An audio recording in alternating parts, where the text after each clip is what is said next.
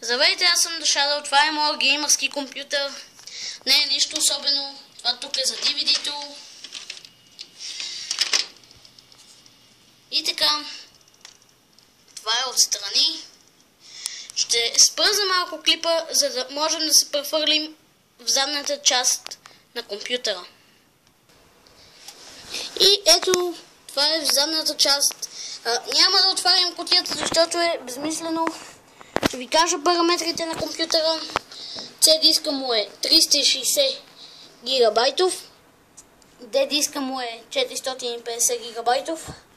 Процесор Intel Core i и вентилатора не знам какъв е, защото сам съм си го сглобявал.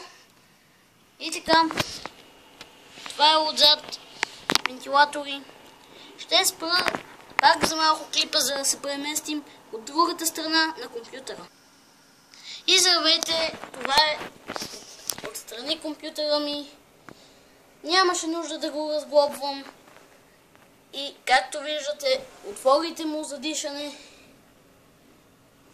И това е моят геймърски компютър. И сега ще се прехвърлим на компютъра. И в момента се прехвърлихме в горната част на компютъра.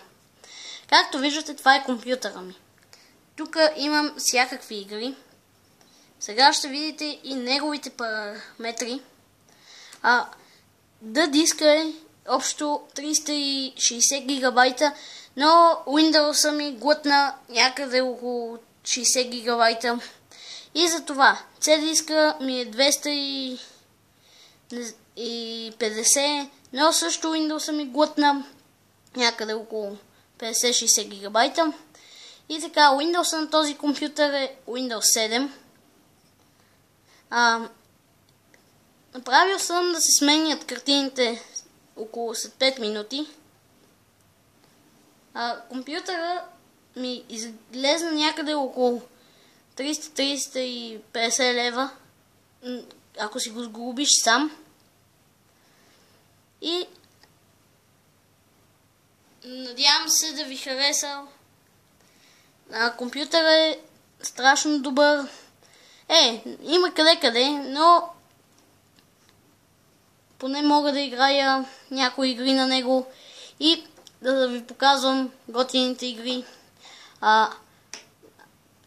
Този компютър целият е препълнен.